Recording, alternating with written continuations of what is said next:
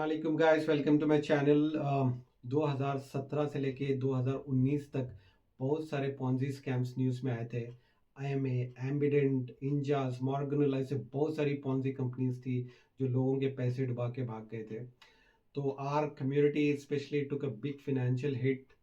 तो इस वीडियो में मैं आला वेंचर्स के बारे में डिस्कस करना चाहूँगा, क्योंकि आला वेंचर्स का मैं एक इन्वेस्टर था। अल्हम्दुलिल्लाह अभी ऑलमोस्ट नहीं हूँ, क्योंकि मैं उन 450 लोगों में से हूँ जिसको कॉम्पिटेंट अथॉरिटी के थ्रू पैसे वापस मिले थे। तो out of 2200 people who had applied for the refund, सिर्फ 450 प्लस लोगों को कुछ मिला है, and luckily I am one of them. So claim submission के लिए मुझे किसी थर्ड पार्टी की मदद लेनी नहीं पड़ी थी, ना मैं कोई फ्रीडम पार्क या विधान सौधा के आगे झंडा लेके खड़ा था। The process was very simple. जब कॉम्पिटेंट अथॉरिटी ने क्लेम्स के लिए कॉल फॉर किया था, इट वाज बैक इन अगस्त 2022, मैंने अपना क्लेम फॉर्म भरा था। Claim submission was very simple, इतना मुश्किल नहीं था। बस मुझे अपने अग्रीमेंट्स देने थे, अपना बैंक स्टेटमेंट देना था, और अपने आइडेंटिटी कार्ड्स जैसे आधार और पैन कार्ड देना था। जैसे ही मैंने डॉक्यूमेंट्स सबमिट किए थे, मुझे इन लोगों ने एक्नॉलेजमेंट लेटर भी दिया था। एक्चुअली मेरे 5 आईडी थे, जिसमें मैंने 4 आईडीज में बैंकिंग के थ्रू इन्वेस्टमेंट किया था, जो कि बैंक ट्रांसफर्स थे, और एक इन्वेस्टमेंट था कैश में। तो डॉक्यूमेंट सबमिट करने के बाद मुझे 5 एक्नॉलेजमेंट लेटर्स मिले थे। तो सारे लेटर्स में रखा था। So it was back in 2022। 2022 से मुझे 2024 तक इंतज़ार करना पड़ा। और in the month of October मुझे कॉम्पिटेंट अथॉरिटी से एक लेटर आया था, सेइंग कि I should go and submit my original documents.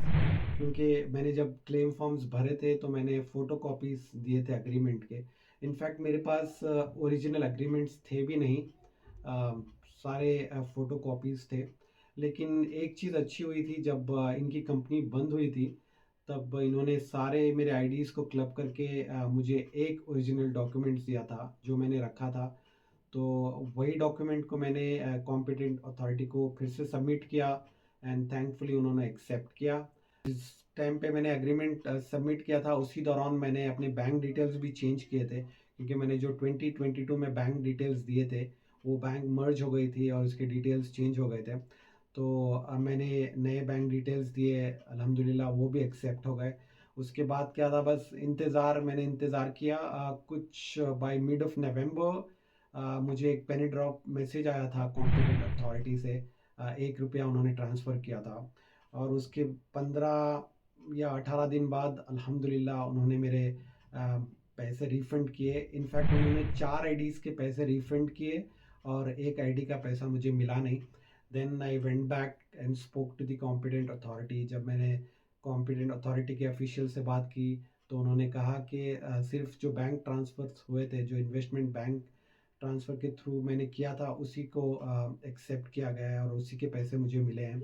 और जो मैंने कैश में इन्वेस्टमेंट किया था, उसके लिए मुझे एक लेटर आया था कुछ दिन पहले, सेइंग कि वो सबमिशन रिजेक्ट हो चुकी है, और देयर इज़ नो क्लैरिटी कि वो कैश में इन्वेस्टमेंट के पैसे मिलेंगे कि नहीं मिलेंगे।